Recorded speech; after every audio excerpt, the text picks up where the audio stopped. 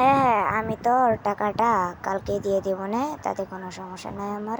আল্লাহ, ওটা কি দেখছি? ভূত ভূত ভূত ভূত!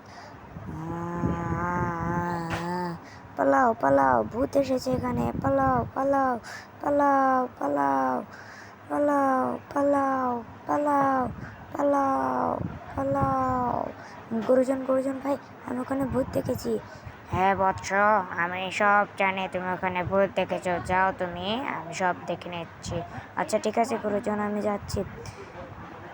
এই আয় আয়, ধীরে ধীরে ধীরে ধীরে ধীরে ধীরে ধীরে। থু, তুই এসেছিস? তুই বলে ওই একটা ছেলেটির ভয় দেখেছিস, আমি তোকে শেষ করে দেবো। হা হা হা! শেষ করে ফেললাম তো। তুই আমাকে শেষ করে ফেলেছিস। তুই খুব খারাপ কাজ করেছিস। এবার আমি অন্যজনের রূপ ধরে তোকে মারবো।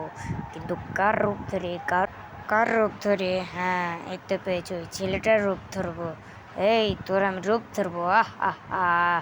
থু, আমি তোর ভিতরে ঢুকে গিয়েছি।